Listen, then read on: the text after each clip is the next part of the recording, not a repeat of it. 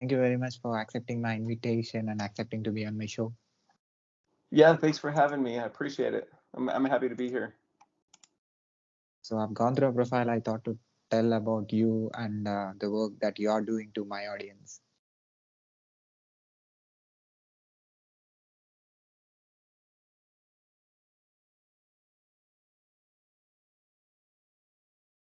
I can't hear you.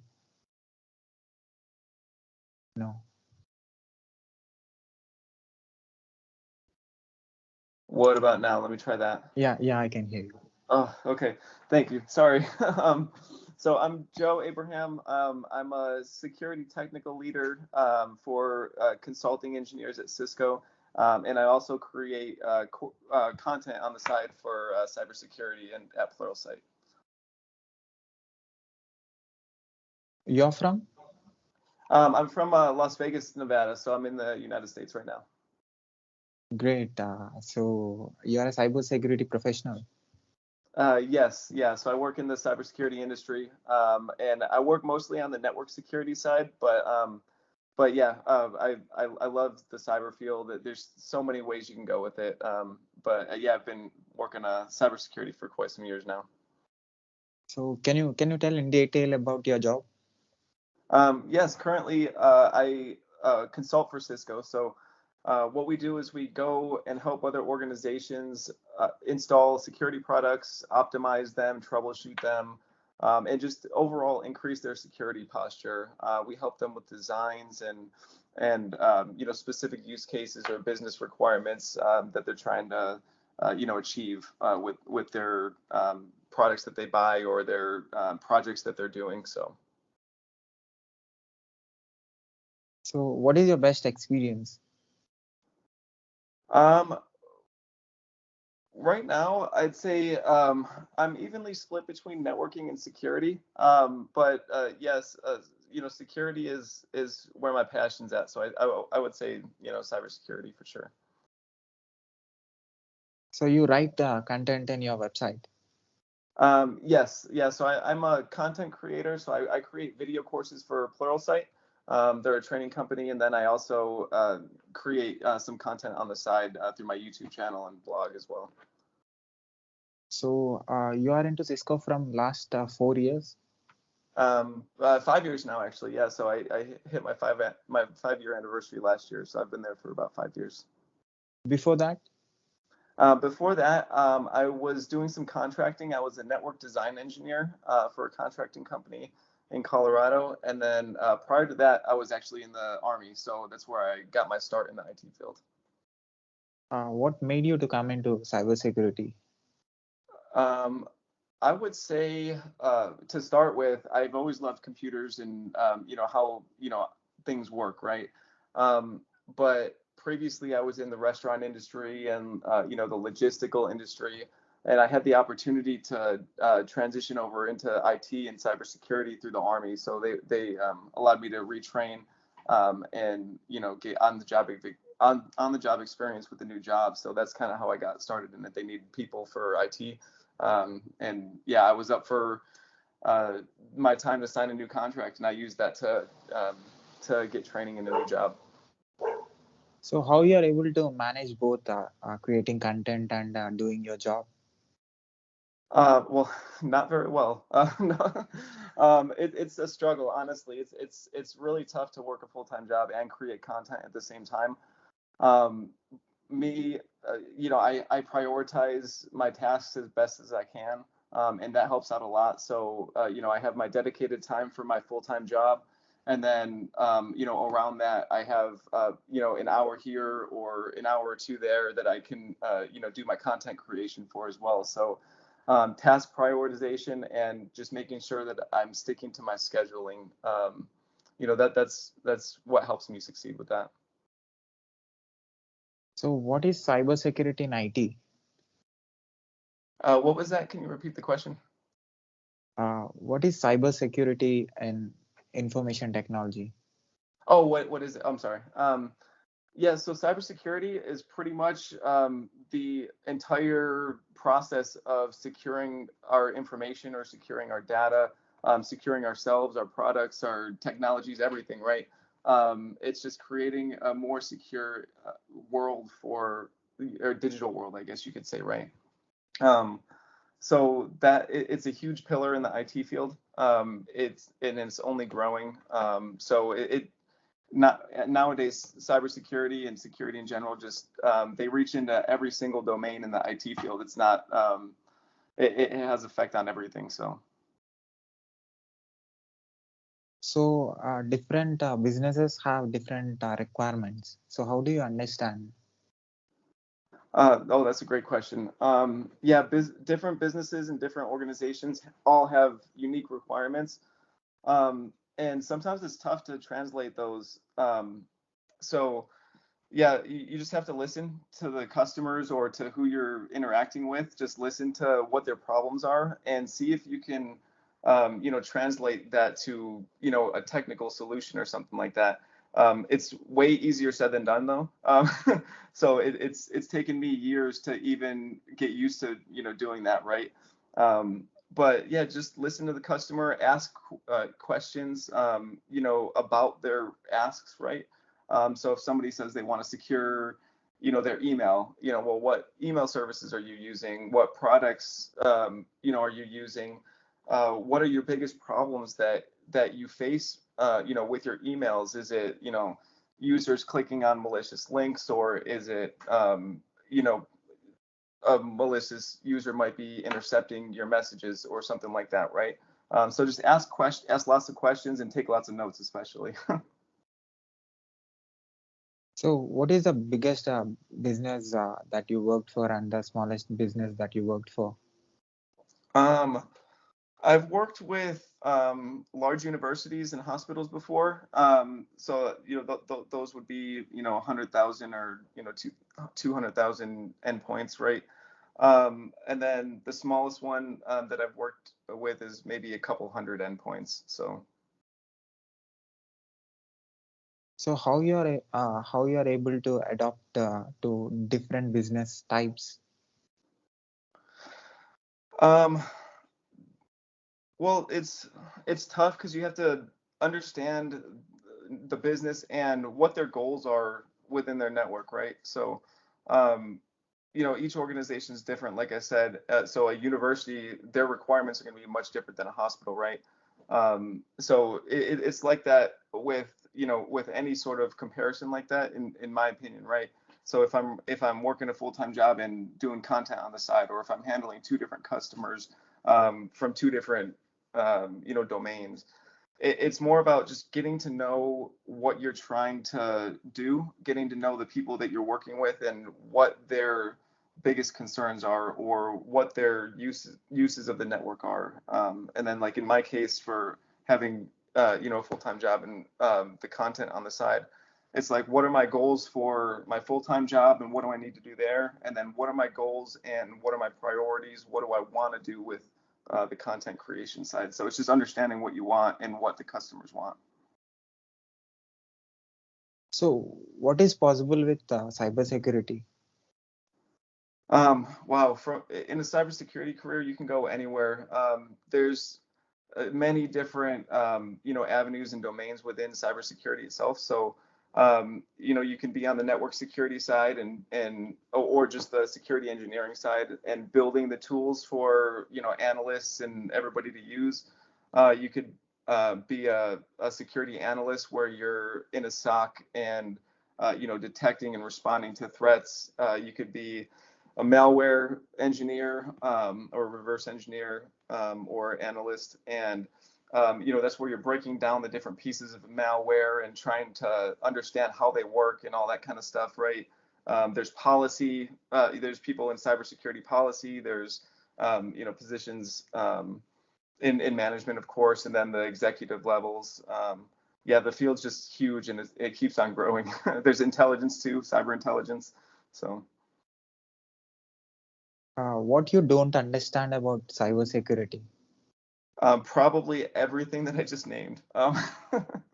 So no, I would put myself. I'm more in the security engineering field, and I dabble a little bit with the the threat intelligence and analysis and response and stuff like that, threat hunting. Um, but for a lot of those, I would say I only understand, the beginner level of, some of that stuff, right?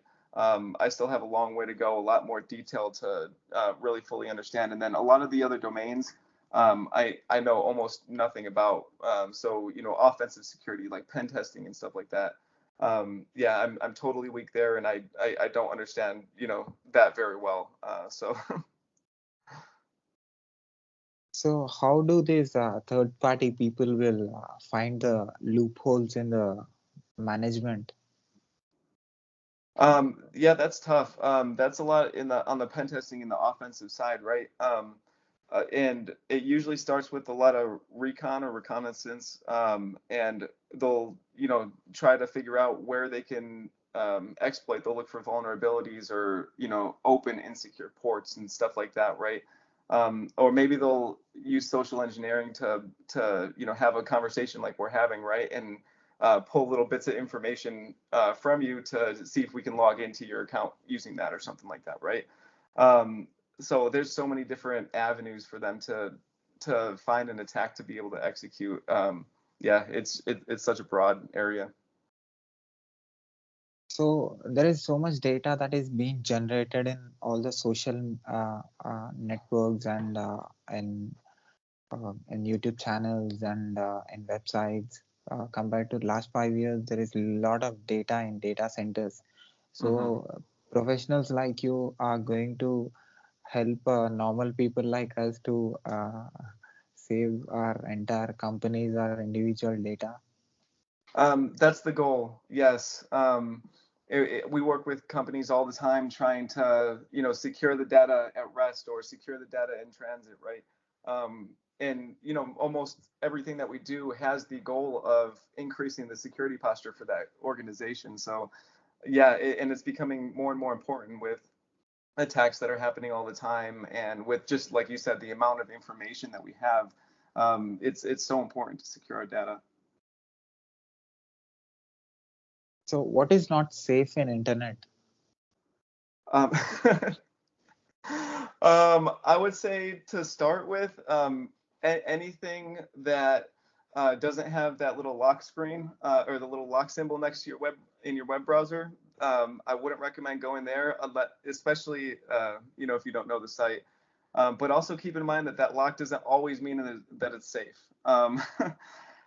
There's a lot of different places in the internet that aren't secure, to be honest with you, and um, what I'm happy about is that over the last 2 years, especially with people trusting technology more and having remote work and stuff like that, a lot of people are, or a lot of companies are actually trying to make those experiences more secure. So they're increasing the security on their VPNs and on the collaboration meeting space, right? People like Skype and Zoom and all them, they're securing their meetings a little bit better than they were before, right? So that makes me happy. But there's still a lot of places out there um, that are a little bit more insecure. So two-factor authentication, for example, right? There's a lot of places that still don't have two-factor authentication, set up for logging into places, or good password requirements. So I'd be wary of those places especially.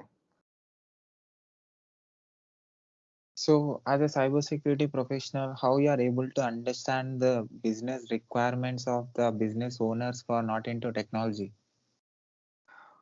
That's tough. So typically when I have my conversations, we do have some conversations with the non-technical, people as part of the organization. But usually they'll have a technical counterpart there. So it makes the conversations a little bit easier. They're able to translate a little bit for us. Um, but when we're talking about the people with not a lot of technical experience, understanding the requirements means asking more questions, but translating the information that you're trying to convey into non-technical terms. So back to our email example, right? When I was starting to ask about where they're getting attacked from or where they're worried about, from an email perspective. um, you know, a CEO of an organization might just say, our emails are getting hacked. Can you help us fix it?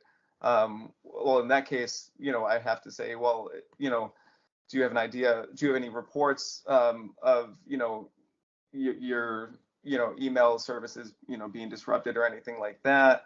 Or have you been, breached before? Can you provide any information surrounding that so we can get a better idea? But also besides that, asking them, well, just basic questions. Is it incoming or outgoing email? Is there a specific, thing within an email that you're asking about or that you're worried about? So see if they can kind of meet us in the middle with a conversation. You explore cyber attacks. Sometimes, yeah. Sometimes my job it involves analyzing logs or seeing alerts and then helping my customers investigate those as well. So where these threats are coming from? All over the place. There's all, yeah. If you have an opportunity to Google, cyber threat intelligence or cyber attacks, there's a lot of different vendors that have them, that have maps that show, attacks going back and forth and stuff like that, or known attacks that have happened to customers or to organizations. And you could just look; they're all over the place. Different countries, different, um, organizations. It's, yeah, everywhere. So what is your understanding about cybersecurity in cryptocurrency, bitcoins? That's actually a field that I'm not too knowledgeable at. I've kind of stayed away from the crypto space for since it's started, so I don't have too much experience with that. So do companies need security for sure?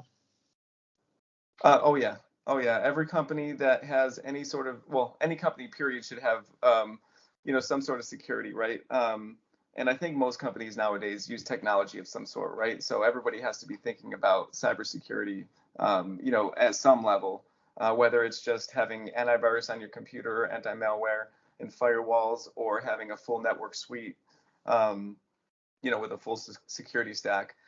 Yeah, every company needs to be focused on security. So, So which softwares or which hardwares are most have been attacked? um, it it depends. It's a flavor of the week type thing. I hate to put it that way, but some attackers that they'll take advantage of a specific threat, for example, and then some just kind of take what they can get. Um, and so there's some breaches that might have been breached because of a point of sale device or something like that, right? There's some breaches that may have occurred because a contractor left their access open or had a certain access level be breached or something like that. So it just varies. There's not really a straight attack vector for specific fields or organizations. Do companies feel insecure about their data? I would say that a lot of the companies that I interact with, they definitely have security on their mind. Um, they do. I would hope that any company that is not worried about their data being secure, I would hope that they have all their ducks in a row and they're ready to go for any sort of security incidents. We'll just put it that way.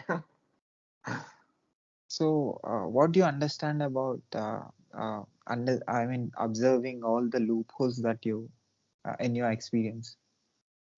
Yeah, so in the networks, we're always going to have loopholes for specific reasons and stuff like that, right? What I've found is it's best to call them out and make them known, make customers aware of them, and if they insist on if those loopholes are needed or they're insisted to be present, right? Um, Build up whatever security you can around that to help protect the organization as much as possible, but also encourage them to try to get rid of the loopholes as well. So what is Cisco's contribution to IT? Well, Cisco's one of the leading IT vendors out there. They started out in hardware, so traditional routers and switches, but now we're everywhere. So we have a big place in organizations' infrastructure, the routers and switches and servers and everything like that. Um, and then we also have a lot of products in the collaboration space. So we have Cisco WebEx and the call manager and stuff like that. We have a lot of security products as well. So Cisco is in the IT field; they're heavily entrenched there, and we just we have a lot of products out there that are present in the IT field. So communicating with human beings is easy, or putting walls inside the machine is easy? I would say putting walls inside the mission is easier. For me, communicating with people, it's a struggle. So what you learned in this 4 years of 4+ years of experience? Gosh, I've learned so much. I would say my technical skills have increased so much. I can't even put a number on it, right? And then besides that, I've learned a lot of soft skills. So I've been forced into the situations where I've had to, have conversations with the people more, and become more intimate with them. I've so from that perspective, I've learned a lot of soft skills. And even though I'm still not comfortable with it, talking, in front of people, it's become a little bit better, right? I've learned, gosh, so many different things in IT, from new security products to different protocols and everything like that. Um, and then I'm also a team leader, as well, so I've learned a lot of leadership skills and, just a lot of things on the business side too. So. So as a IT professionals, are we able to give 100% security to the data which is there in on this planet? Um, I would say that there probably is no such thing as 100% secure, but we try our best, right? If we can secure it more, and it makes sense to secure it more, then we definitely encourage that for sure. So who are doing this? Coming from uh, unknown places, Can you repeat the question again? trying to enter into somebody's data without having any permission. Oh, I gotcha. Were you trying to say where were they coming from? Yeah. Everywhere. It's many different countries, many different locations in the U.S., outside of the U.S. Yeah, it just it's random. It comes, maybe not random, but it definitely comes from multiple places. So. So what is that particular thing that you got shocked when it comes to cybersecurity? Some attack or something? Um, hmm. My most of my job has been reacting. So, many of my customers were just trying to improve the posture. We're not really responding to specific attacks. Sometimes we'll investigate things here and there. So I haven't really gotten to experience any of the big named ones, right? The most recent one is the Log4j or Log4j, however you want to pronounce it, that vulnerability. Um, but none of my customers were exploited through that, so they didn't have. They only had to patch their systems and make sure everything was good with it. Besides that, though, I've just had some minor ones where, we've noticed on some customers where they're trying to, um, hit a certain host over a certain protocol and their firewall's already blocked it, um, or if we see some weird activity inside the network, and we notice that a computer got infected with malware or malvertising, where however you want to call it, right? The malicious advertisements. So. So you understand the complete connectivity between the physical and the mental thing called hardware and software. I understand enough to get by, I'd say. Yeah, dealing with the hardware and understanding the hardware is where I struggle with it from, going down to the kernel level or the actual interacting with the kernel and everything like that.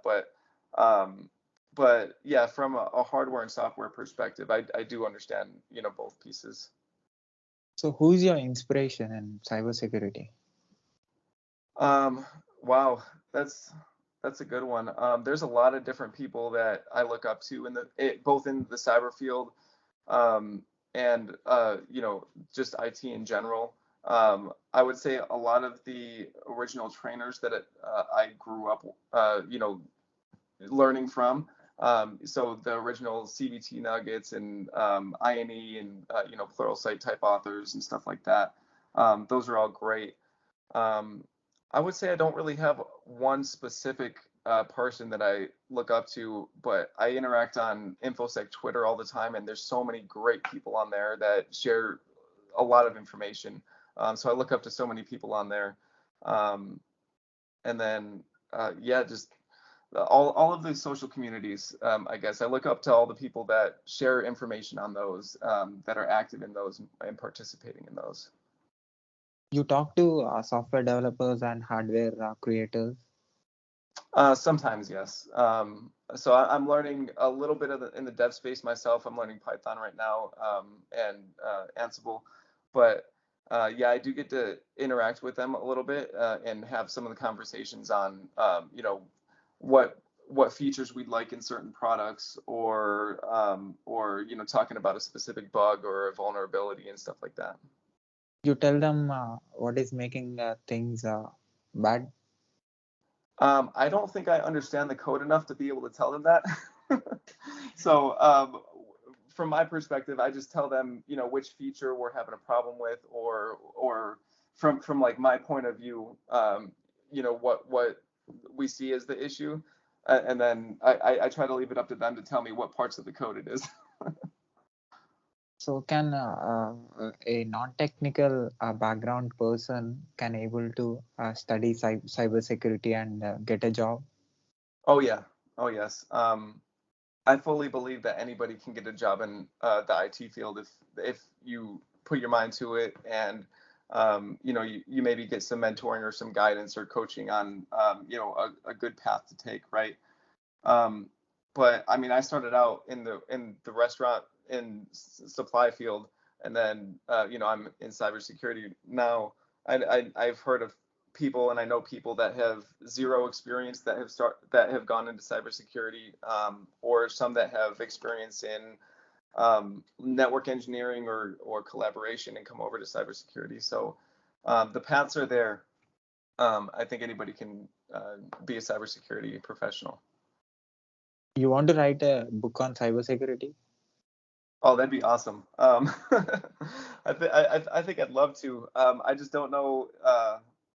I have trouble with topics, and time, of course, right? But topics, really figuring out what I would want to write about. So So you are creating content already. So what is it about?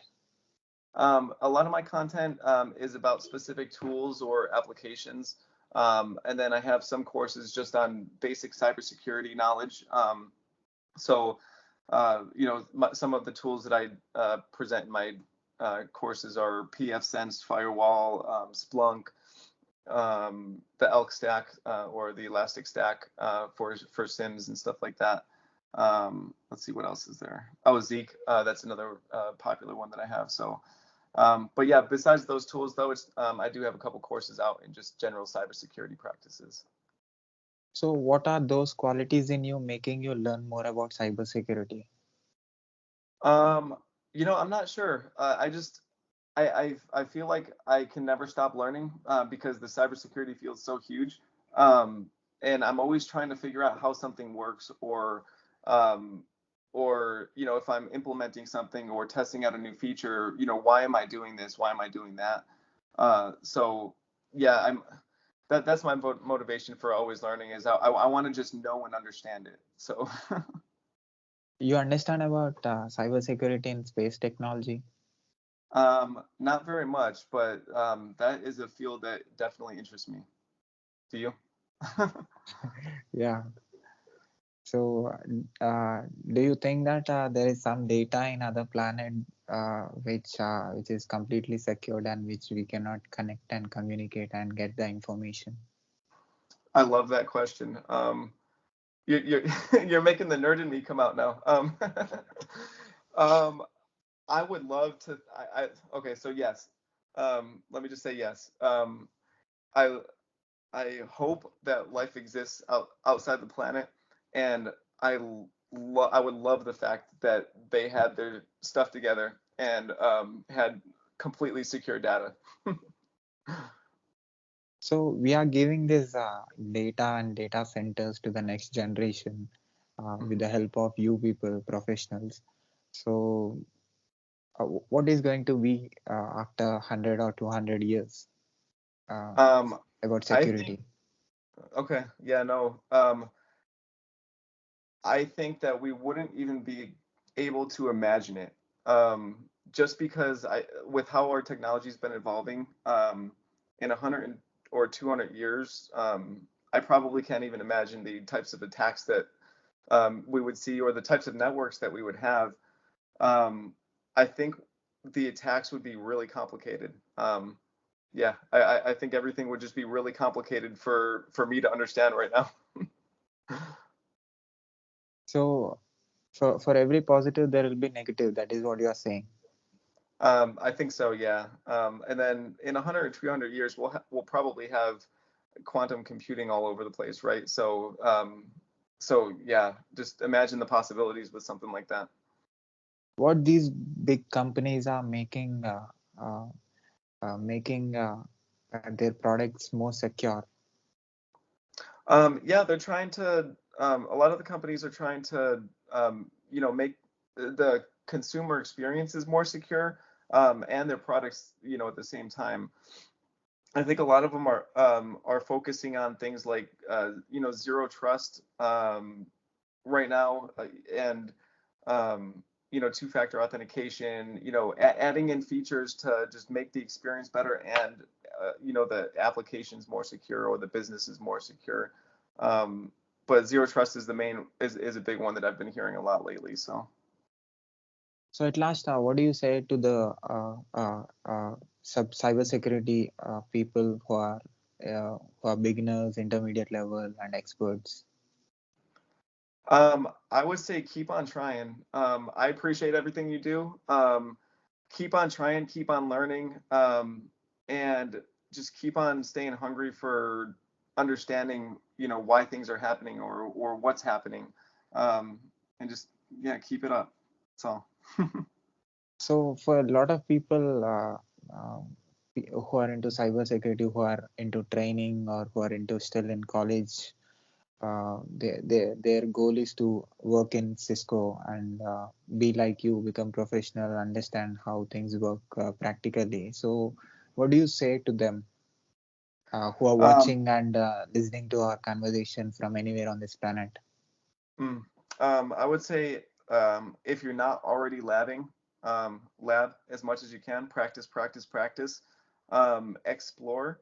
Um, yeah, explore tools, explore applications, explore attacks if you're on the offensive side or defensive side, right?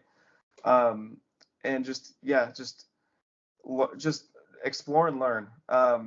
Try to find out how a network works. Try to find out how the operating system works, right? If whichever side of the fence you're on there, um, and then try to think of not just one way to secure your information, but multiple ways to do the same thing. That way you have, multiple vectors, or um, the ability to secure it in different ways depending on what tools you're using or something like that. So So at last, what do you say about my work? Have you seen any videos of mine on YouTube? yeah, I've actually been watching some of these types of interviews and stuff like that, and I love what you're doing. This is like such a cool idea. And what do you say about my questioning in this conversation? I think it was great. Were you doing it on the fly or did you have it all pre-written out? I didn't got you. I said, were you doing it all just off the top of your head, or did you have it written out? No, I'm from IT. I did masters in software engineering. I have graduation in computer science and engineering. So I had conversations with a lot of CEOs, Hmm. CTOs, engineers, professionals, experts like you. All that It's is all in the saved, head. stored in this data center. Nice. There we go. I like it. Do you mind if I ask you a question? Because I didn't get to see on your YouTube channel, what kind of software engineering are you doing currently? On YouTube channel. Yeah, are you working on any projects relating to software engineering right now? I did masters in software engineering. Then I took training in as a AWS cloud solutions architect position and also for Oh, cloud okay. engineer position. So I'm searching for work and I'm ready to work. Nice. Okay. So you know AWS too. Awesome.